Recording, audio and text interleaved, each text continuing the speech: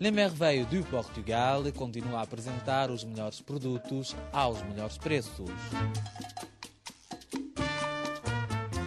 Os nossos produtos são a garantia de uma seleção rigorosa e de um controle de qualidade permanente.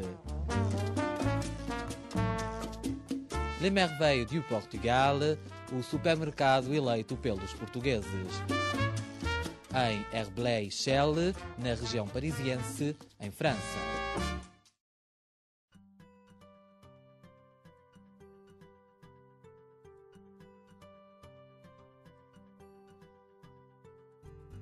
Muitas vezes esses portugueses que vivem fora do país e que até têm vontade de investir em Portugal queixam-se de se depararem com muitos problemas burocráticos. Acha que é uma queixa fundamentada e, se sim, o que é que se pode fazer para resolver esse problema? É uma queixa fundamentada e é uma queixa que não é de hoje. É uma queixa que já vem de há muito.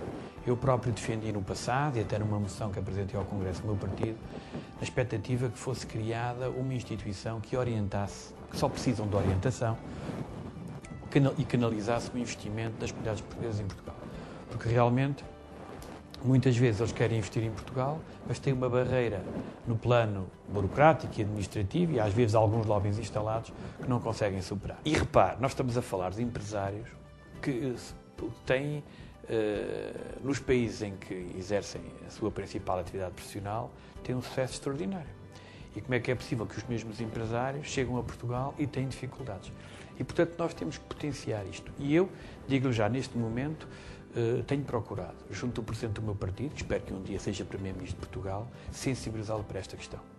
Sensibilizá-lo para a necessidade das instituições que nós estamos, que projetam investimento em Portugal, como o AICEP, tenham sensibilidade para as questões dos empregados das comunidades. Por exemplo, o AICEP França, por exemplo, e digo isto com um conhecimento de terreno muito grande, que ninguém poderá, como é evidente, desmentir. E se me desmentir, haverá muitas pessoas que irão repor a verdade. Muitos empresários que procuraram investir em Portugal não conseguiram. O AICEP não tem qualquer vocação, absolutamente nenhuma vocação, para trabalhar com os empresários das comunidades portuguesas. E o que é lamentável é que, por vezes, esses empresários, que também são, isso no fundo são empresas de outros países, às vezes investem em Portugal com a ajuda e orientação das embaixadas dos países onde estão instalados. Portanto, isto não me parece que seja a melhor forma de ajudar Portugal. Portanto, temos que fazer um esforço. E eu, naquilo que é a minha função como deputado, tenho várias vezes, através de audições, de perguntas ao Governo, de contactos com o Sr. Ministro, de contactos com o Presidente do AICEP, com os diversos embaixadores que estão espalhados pelo mundo e, muito particularmente, junto aos responsáveis do meu partido, sensibilizar para esta questão. E faço para bem de Portugal e para bem dos portugueses, que, como é evidente, necessitam desse investimento. Mas repare, não é só investimento em Portugal, porque nós temos uma rede de pequenas e médias empresas em Portugal, de qualidade, que, no fundo, são elas as responsáveis por uma grande parte do emprego em Portugal, mas que, pelo seu tamanho, não têm capacidade de investir no estrangeiro.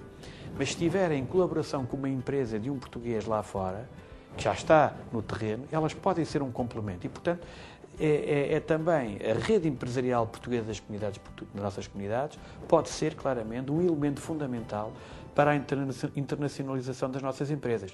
Atenção, que isto já acontece, mas sempre que acontece é pelo esforço individual de cada um e até hoje não tenho visto, não estou a falar de apoios financeiros, estou a falar de orientação, de ajuda, porque muitas vezes as pessoas estão distantes e não sabem a melhor forma de investir. Quando tenta sensibilizar os responsáveis do seu partido para essas realidades, qual é o feedback que tem? É assim, o feedback acho que é positivo, porque, repare, dentro do meu partido, eu, apesar de tudo, tenho algum peso político que me é dado pelas funções que exerço, não só a nível do meu grupo parlamentar, mas como presidente, por exemplo, do PSC Paris, que é a maior secção do PSC na Europa. E tenho algum trabalho político de terreno nesta matéria.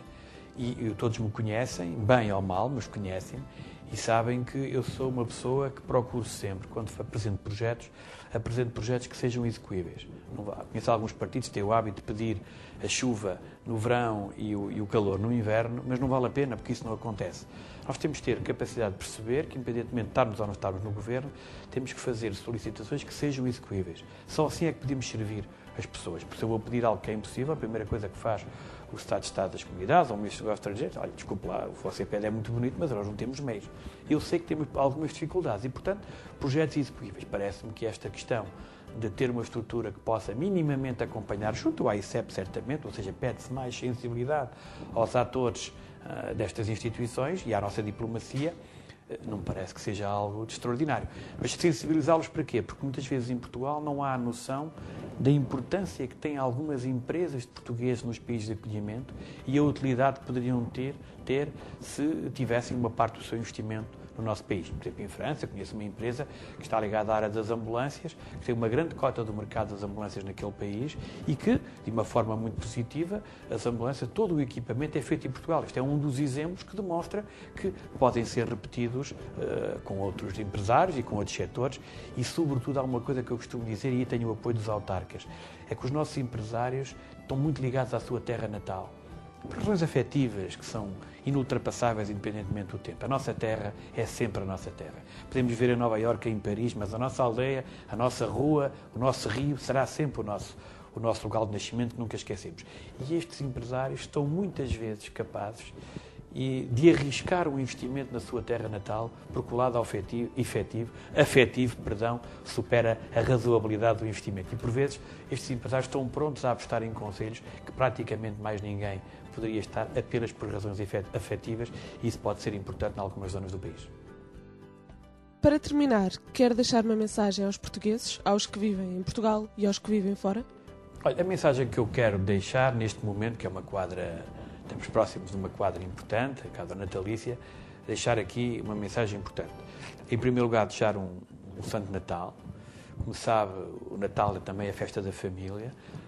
A família é importante e será importante quando as pessoas estão expatriadas. É o núcleo familiar que realmente suportou as dificuldades que os imigrantes tiveram em alguns momentos, que tiveram que contar só com a sua família para superar esses momentos e, portanto, se há um momento importante para os imigrantes é realmente o Natal, porque reencontram o núcleo familiar fundamental para eles e muitas vezes é sinal de contacto com os seus familiares quando vêm a Portugal. Portanto, um Santo Natal para todos.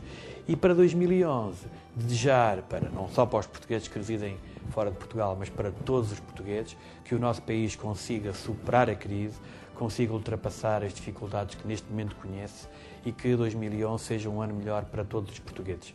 E acredito que neste contributo para a melhoria da vida dos portugueses, estou certo que os nossos portugueses que vivem no estrangeiro podem e devem ter um papel fundamental.